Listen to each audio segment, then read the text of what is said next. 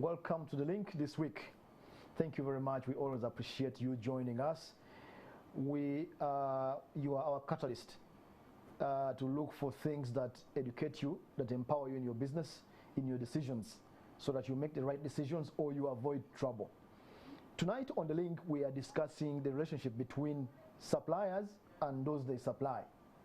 And my guest is Mr. Horace Nwasasira, who is an associate from the Signum Advocates. Mr. Horace, welcome. Thank you, Samuel. I'm honored to be hosted. Very nice. We normally have a few minutes, so let's just go straight away. This relationship between suppliers and those they supply, for instance, schools and supermarkets. So the question is, what are the legal things that will allow me, if I'm a supplier, to have a safe relationship with an entity like a supermarket or school which I supply? Thank you, Samuel, for that question. The most important bit, of course, if you are a supplier, let's say you're supplying goods or services, the first thing you have to do is due diligence. You need to know who you're dealing with. You need to know how you're going to govern your relationships. Of course, you need to look at the deliverables. What are you delivering? What are the specifications that are required of you? And most importantly, make it formal. Because it is different to know that this is what I'm expected, but leave it hanging. Along the way, things change. So it is important to look out to anticipate that there might be challenges in the future. There might be a turnaround. So it is important that even when the relationship is beginning, you look ahead and anticipate. So in that way, you need to know that I am dealing with so and so. Legally, you're looking at if it is a company, if it has corporate personality. For instance, if I would want to, let's say, God forbid, sue them, would I sue them legally? What's going to happen? Yes, yes, it does. Because many a time you find that people consult the professionals after the problems have come. When it's late. Yes. So you need to know that, look here, engage the knowledgeable people before you enter that relationship. If you want to supply, let's say, maize, and you're supplying it to a certain supermarket, let's say Horace Enterprises, you need to ascertain whether or not Horace Enterprises is registered. Is it the company? Because many a time it is just the business. It is the business name. Yes. So you find you've made a contract. That is if you've made a contract at all. So if you made a contract with Horace Enterprises, but at the end of the day, at the time when this Horace, let's say, folds or does not want to pay or something happens, then you run to the professionals and they have nothing to do for you, or the job is harder. So it is important that at that point you know who you're dealing with and you understand the terms, but most importantly, you reduce them into writing. And you mentioned, Horace, you mentioned a contract. Yes. How critical is the contract? Looking in, what should the contract have? Should they just give me a paper and I sign? What's the homework? Yes. A contract is pretty much simple because it is what the two of you agree. It must be on paper, however. It is on paper. These days there are even electronic means of not non-printed.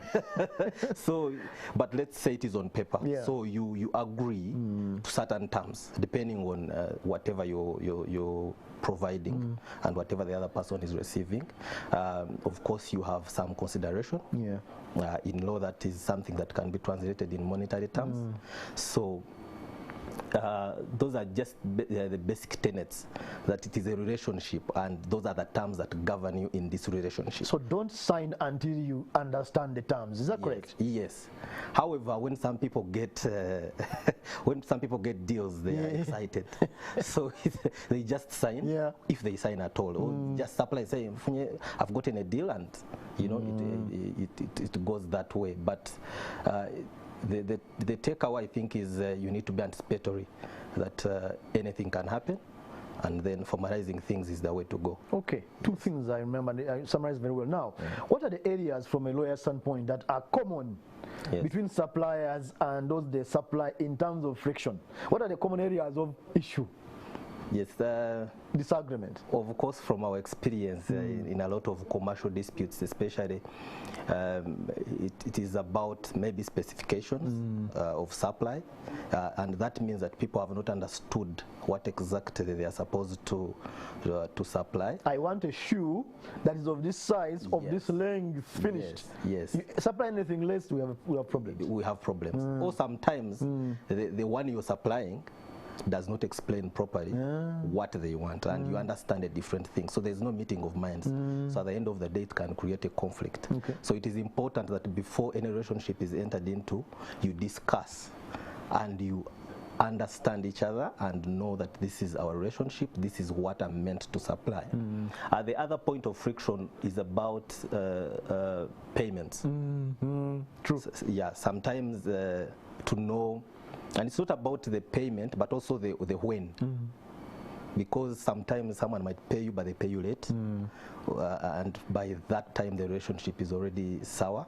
So the payments most of the times are the cause of friction. So in the contract you must govern how you're going to be paid, when you're going to be paid. And if there's a delay, how long? If there's a delay, how long? Or what other remedies available to you? It is even better to prescribe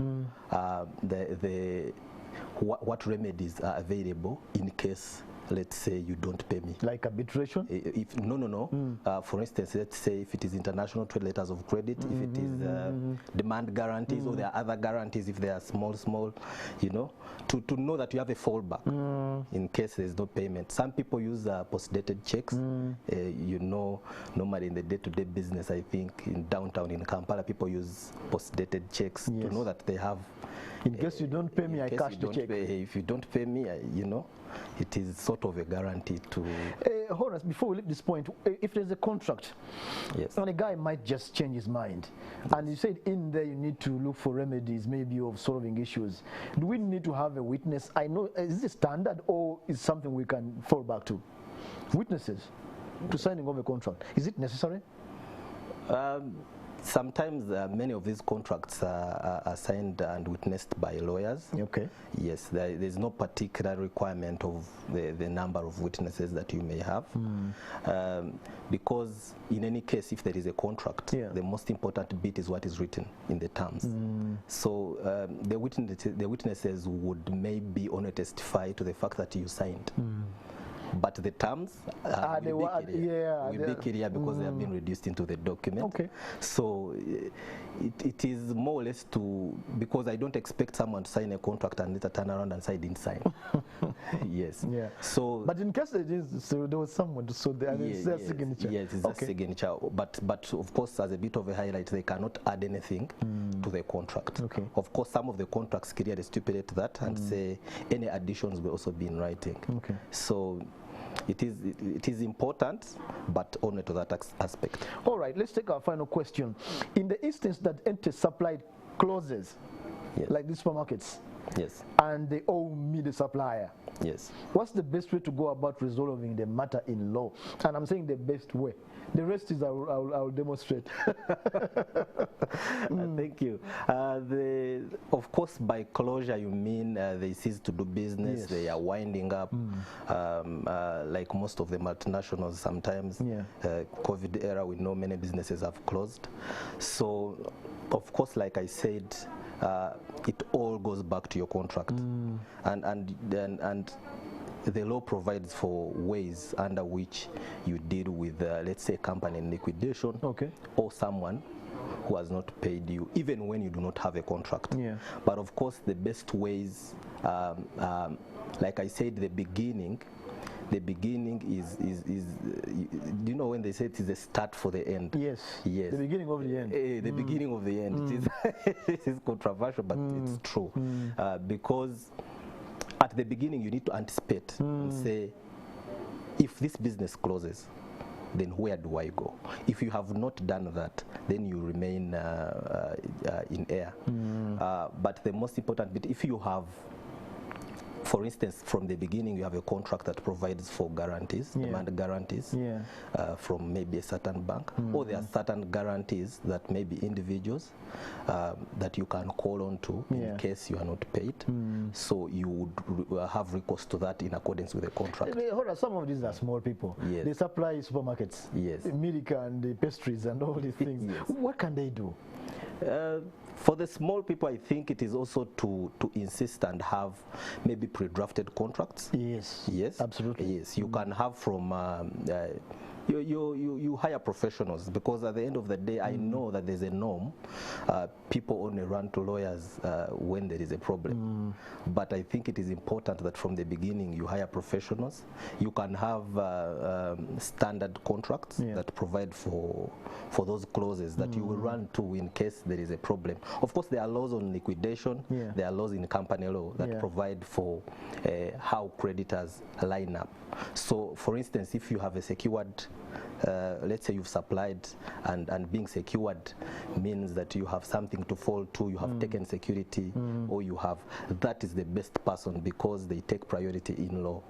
If you have no security, then you cannot. And as you mentioned, I understand that like you said, the small people, I don't know however who those are, but but like the small people, it would be hard to take security, because you're going to supply tomatoes, or you're going to supply, you know, in a supermarket.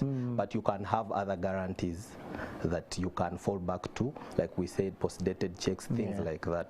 But short of that, then you will have to line up as an unsecured creditor, which becomes hard, because they will have to first pay all sorts of other creditors, the banks that normally take the big ones, and then they come to normally take security, and they come to you. Thank you very much, Horace. I want to bring you back another time to explain those issues, the fallback, because we have just kind of scratched on the surface because of our time. I'm being told there that I'm running out of time. Viewers, from what Horace said there, it's important to have a contract, to have some kind of paperwork that says, me, I'm supplying so and so. Even if you're a small person supplying a supermarket, have some kind of understanding. Don't just come and supply, because then if they turn against you, where are you going to fall back? We hope we gave you some tips that are going to help you in your business as you work with the person you supply. That was the link. Thank you for joining us tonight.